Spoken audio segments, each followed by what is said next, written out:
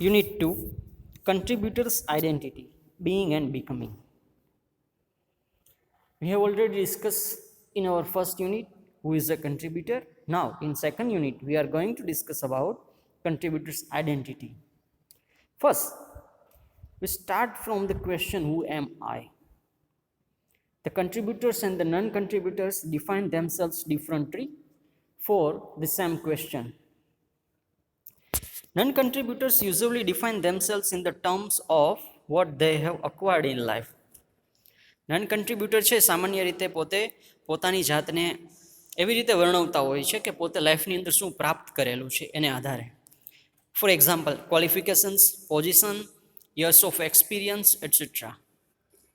એમણે અત્યાર સુધીમાં શું ક્વોલિફિકેશન, ગ્રેજ્યુએશન કે જે કંઈ એજ્યુકેશનલ પ્રાપ્ત કરેલું હોય એમને લગતી વાત કરશે. પોઝિશન, કઈ પોઝિશન ઉપર એ લોકો કામ કરેલું અથવા તો કરે છે. અને યર્સ ઓફ એક્સપિરિયન્સ. આ બધી બાબતોને ધ્યાનમાં રાખીને નન કન્ટ્રીબ્યુટર વ્યક્તિ છે પોતે પોતાનું પરિચય આપતા હોય છે, ઓળખાણ સાબિત કરવા માંગતા હોય છે. This is a static identity based on your past glories and past failures. આ જે આઈડેન્ટિટી થઈ છે એને સ્ટેટિક આઈડેન્ટિટી કહેવાય છે, કે જે વ્યક્તિના ભૂતકાળમાં મળેલી સિદ્ધિઓ અથવા તો ભૂતકાળની નિષ્ફળતાઓ સાથે જોડાયેલી હોય છે. This static identity leaves you ટ્રેપ્ડ in history. આ પ્રકારની જે સ્ટેટિક આઈડેન્ટિટી છે એ વ્યક્તિને ભૂતકાળની અંદર ટ્રેપ કરી રાખે છે, કે હંમેશને માટે વ્યક્તિ ભૂતકાળમાં જ રહી વિચારીએ છે, જેને એક સ્ટેટિક બેઝ આઈડેન્ટિટી કહેવાય છે. Contributors define themselves in the terms of what they will become or accomplish. જ્યારે કન્ટ્રીબ્યુટર છે પોતાની જાતને એવી રીતે ડિફાઇન કરે છે કે vote they will become or એકોમ્પ્લિશ, એ લોકો શું બનશે અથવા તો શું કાર્ય પૂર્ણ કરશે એ બાબતને ધ્યાનમાં રાખીને એ લોકો પોતાની ઓળખ આપતા હોય છે. For example, capacity to deliver. કોઈ પણ પ્રકારનું કામ કરવા માટેની એમની કેપેસિટી કેવી છે, કઈ રીતે એ કામ ડિલિવર કરી શકશે, ફ્યુચર પોટેન્શિયલને ધ્યાનમાં રાખીને. કમિટમેન્ટ, જે કંઈ કામ માટે વચન આપેલા છે એ પ્રમાણે લોકો કાર્યરત રહેતા હોય છે. And ownership of the organisations purpose. Ownership, organisation પર્પઝની અંદર પણ પોતે ઓનરશિપ વ્યક્તિ હોય એ રીતે પોતે સર્વસ્વ સંપૂર્ણ ધ્યાન આપીને કામ કરનારો હોય છે.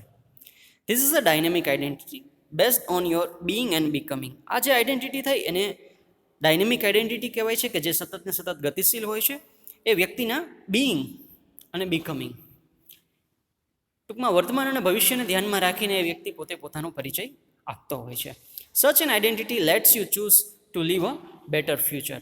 આ પ્રકારની આઈડેન્ટિટી છે એ વ્યક્તિને એમના ભવિષ્યની અંદર કઈ રીતે સારી રીતે આગળ વધી શકે એ પ્રમાણે વાત કરતા હોય છે. આમને ધ્યાનમાં રાખીને એમના જે એક્સપ્લોરેશન્સ આપેલા છે એમને જોઈએ આપણે. કન્સેપ્ટ એક્સપ્લોરેશન 1, કન્ટ્રીબ્યુટર ચૂઝ અ ડાયનેમિક આઈડેન્ટિટી. આપણે વાત કરીએ પ્રમાણે there are two types of identity, one is static and the second is dynamic.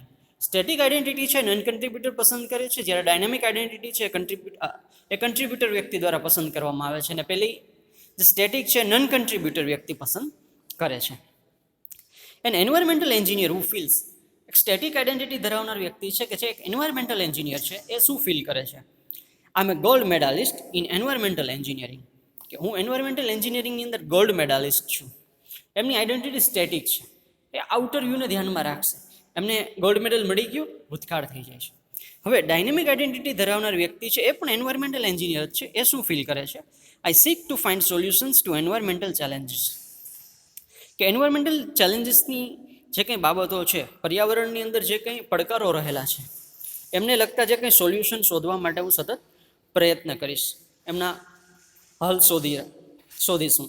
એટલે આ ફ્યુચરની બાબત. એમને ડિગ્રી મેળવી લીધી છે એન્વાયરમેન્ટલ એન્જિનિયરિંગની, પણ હવે આગળ એ બાબતને ધ્યાનમાં રાખીને પોતે કંઈક નવું સોલ્યુશન લઈ આવવા માટે પ્રયત્ન કરશે.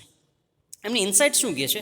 The contributors image of self is not defined by the qualification and the achievements he will see as God.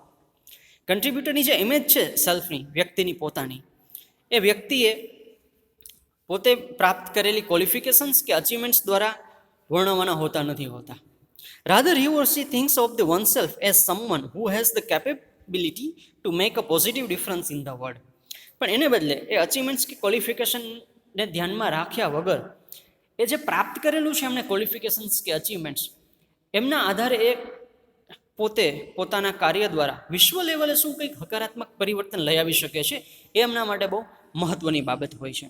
તો આ પેલી એક્સપ્લોરેશનની અંદર વાત કરવામાં આવેલી છે કે નન કન્ટ્રીબ્યુટર અને કન્ટ્રીબ્યુટરની વચ્ચે જે આઈડેન્ટિટીનો તફાવત છે, એક વ્યક્તિ છે માત્ર ને માત્ર સ્ટેટિક એટલે કે એમના ગોલ્ડ મેડલ ઉપર ફોકસ રાખે છે, જ્યારે બીજો ગોલ્ડ મેડલ ઉપર ધ્યાનમાં નથી રાખતો, પણ એમને જે કંઈ એજ્યુકેશન મેળવેલું છે એમના દ્વારા વિશ્વ લેવલે કંઈ હકારાત્મક પરિવર્તન લઈ આવવા ઈચ્છે છે. સેકન્ડ એક્સપ્લોરેશન જોઈએ આપણે. સ્ટેટિક આઈડેન્ટિટીની વાત કરીએ તો general manager who have managers of a large company who feels. General manager છે મોટી કંપનીના, એ કેવું ફીલ કરે છે કે જેમની સ્ટેટિક આઈડેન્ટિટી છે એ વ્યક્તિ, I am a general manager and I control hundreds of people. કે હું એક જનરલ મેનેજર છું અને હન્ડ્રેડ્સ ઓફ પીપલ, ઘણા ખરા લોકોને હું અહીંયા મેનેજ કરું છું, કંટ્રોલમાં રાખું છું, એવો શબ્દ યુઝ કરે છે. એમની આઈડેન્ટિટી સ્ટેટિક થઈ જાય છે, પોતે પોતાના રોલ પ્રમાણે પોતાનું વ્યક્તિત્વ સાબિત કરે છે, એમની ઓળખાણ આપે છે. હવે સેમ વસ્તુ છે general manager of a large company who feels. એમની આઈડેન્ટિટી છે dynamic identity as a contributor person તરીકે. તો એ શું કહે છે? In my role as a general manager, કે મારા જનરલ મેનેજર તરીકેના રોલમાં I am responsible for the goals of the company, કે કંપનીના ગોલ માટે હું પોતે રિસ્પોન્સિબલ છું, and for the welfare and the productivity of the hundreds of people.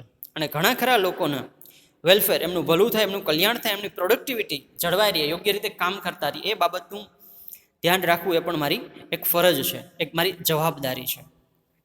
તો અહીંયા જે વાત કરવામાં આવે છે કે the contributors image of self is not defined by the power and the position. Contributor વ્યક્તિ છે ક્યારેય પણ પોતે પોતાનો પરિચય, પોતાની ઓળખાણ પાવર અને પોઝિશનને ધ્યાનમાં રાખીને નથી આપતા હોતા. Rather the contributor focus on the responsibility he or she has been entrusted with that role. પણ એ વ્યક્તિ છે પોતાને મળેલા રોલ પ્રમાણે પોતાની જવાબદારી કેવી રીતે નિભાવવાની છે, કેવી રીતે પોતે કાર્યરત હોય છે, એ બાબતને ધ્યાનમાં રાખીને કન્ટ્રીબ્યુટર વ્યક્તિ છે એ પોતે પોતાની ઓળખ આપતા હોય છે, પોતાના કામ દ્વારા, નહીં કે પાવર અને પોઝિશન દ્વારા. પોતાને મળેલો જે રોલ છે, રોલ પ્રમાણે જે જવાબદારી મળેલી છે, જવાબદારી પ્રમાણે યોગ્ય રીતે કામ કરશે અને આ રીતે પોતે પોતાની ઓળખ આપતા હોય છે. થર્ડ એક્સપ્લોરેશનની અંદર વાત કરીએ તો ગોલ્ડ મેડાલિસ્ટ માઇક્રોબાયોલોજી રિસર્ચર હુ ફીલ્સ. ગોલ્ડ મેડલિસ્ટ માઇક્રોબાયોલોજીની અંદર એક રિસર્ચર તરીકે કામ કરનાર વ્યક્તિ કેવું ફીલ કરે છે કે જેમની આઈડેન્ટિટી એક સ્ટેટિક છે. 20 years back I got a gold medal in my subject. 20 વર્ષ પછી મને મારા સબ્જેક્ટની અંદર ગોલ્ડ મેડલ મળેલો છે. I have already achieved everything. મેં લગભગ બધી જ વસ્તુ પ્રાપ્ત કરી લીધેલી છે. What else is there to do or accomplish? હવે શું કામ કરવાનું બાકી છે અથવા તો પૂર્ણ કરવાનું બાકી રહેલું છે? બધું જ થઈ ગયું છે. અહીંયા વ્યક્તિને ગોલ્ડ મેડલ મળી ગયા પછી એ અટકી જાય છે કે 20 વર્ષ પછી આ બાબતની અંદર સંશોધન કરેલું, નવી શોધ બદલ મને ગોલ્ડ મેડલ પણ મળેલું છે. જે કંઈ મારે પ્રાપ્ત કરવાનું હતું, સંશોધન કરવાનું હતું, મેં કરી આપેલું છે. હવે કંઈ કામ કરવાનું બાકી નથી. બટ એઝ અ કન્ટ્રીબ્યુટર તરીકે ડાયનેમિક આઈડેન્ટિટી ધરાવનાર વ્યક્તિ, એ પણ ગોલ્ડ મેડાલિસ્ટ માઇક્રોબાયોલોજી રિસર્ચર, એ કેવું ફીલ કરે છે કે જેમની આઈડેન્ટિટી એક ડાયનેમિક છે. આઈ લવ માઇક્રોબાયોલોજી, કે મને માઇક્રોબાયોલોજી ખૂબ જ પસંદ છે. And am excited by all the new developments taking place in the field. આ ફિલ્ડની અંદર જે કંઈ નવા ડેવલપમેન્ટ લઈ આવવાના હોય એના માટે હું ખૂબ જ એક્સાઇટ છું. I need at least another 15 years more to go deep into the subject and solve newer challenges in the field. હજુ મારે બીજા એ સિવાયના વધારાના 15 વર્ષ જોઈએ છે કે જેથી કરીને હું આ વિષયની અંદર વધારે પડતું ઊંડું સુધી જઈ શકું અને નવા સોલ્યુશન લઈ આવી શકું અને આ ફિલ્ડની જે કંઈ ચેલેન્જો છે એમને સોલ્વ કરી શકું. તો આ વાત થઈ કે જેમાં contributors image of self is not defined by his or her past glories. અહીંયા વ્યક્તિ છે પોતાને મળેલી ભૂતકાળની સિદ્ધિઓ દ્વારા પોતાનો પરિચય નથી આપતા હોતા, એમની છાપ નથી જમા કરાવવા માંગતા. Rather the contributor sees oneself in the terms of his or her future potential. પણ એ બદલે એ ફ્યુચર પોટેન્શિયલ ભવિષ્યની બાબતને ધ્યાનમાં રાખીને જોતા હોય છે. What she or he can accomplish in the future, કે ભવિષ્યમાં આ વ્યક્તિ શું કાર્ય કરી શકશે પોતાના જ્ઞાન દ્વારા, પોતાના નોલેજ દ્વારા કે નવા રિસર્ચ દ્વારા. આ રીતે પોતે સતત આગળ વધતા રહે છે અને એમની આઈડેન્ટિટી ડાયનેમિક રહે છે, બદલાતી રહેતી હોય છે. કેમ કે જે વ્યક્તિ છે એ અટકતો નથી, આગળ વધતો રહે છે, એમની આઈડેન્ટિટીની અંદર સતત બદલાવ આવતા હોય છે. કેમ કે એ વર્તમાન અને ભવિષ્યને ધ્યાનમાં રાખીને આગળ વધનારો હોય છે, નહીં કે ભૂતકાળની સિદ્ધિઓ કે નિષ્ફળતાને ધ્યાનમાં રાખીને. એન્ડ ધ લાસ્ટ એક્સપ્લોરેશન્સ જોઈએ આપણે. Fourth exploration, the engineer with over 25 years of experience. અહીંયા એક્ઝામ્પલ છે એન્જિનિયરનું કે જેમને 25 વર્ષનો અનુભવ છે. એઝ અ સ્ટેટિક આઇડેન્ટિટી ધરાવનાર વ્યક્તિ કે જેમને 25 વર્ષનો એઝ એન્જિનિયર તરીકેનો અનુભવ છે, કેવું ફીલ કરે છે?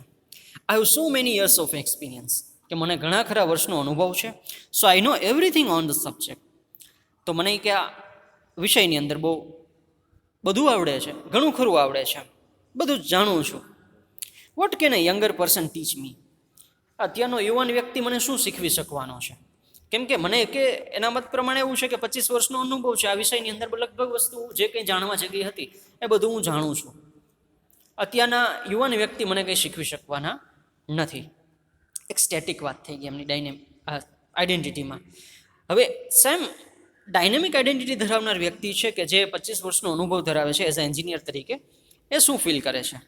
My 25 years of experience has taught me to be open to new development in my field.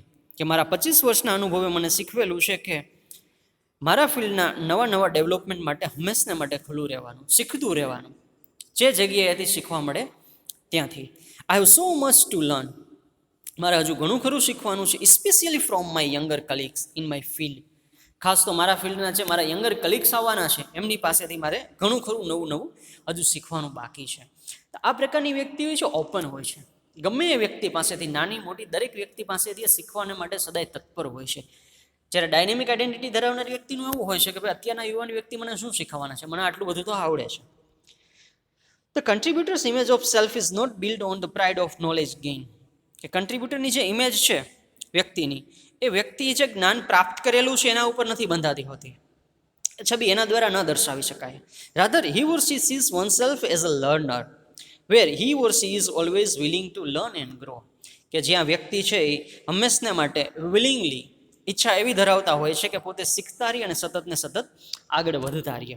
તો આ ચારે ચાર એક્સપ્લોરેશન્સ જોયા આપણે, કે જેમાં દરેક જગ્યાએ બે કમ્પેરિઝન દર્શાવવામાં આવ્યા છે, બેના ડિફરન્સ પણ જોવા મળે છે, કે એક ડાયનેમિક આઇડેન્ટિટી ધરાવે છે અને એક સ્ટેટિક આઇડેન્ટિટી ધરાવે છે. તો હવે એમને જ લગતા જે કંઈ એક્ઝામ્પલ છે આપણે જોઈશું.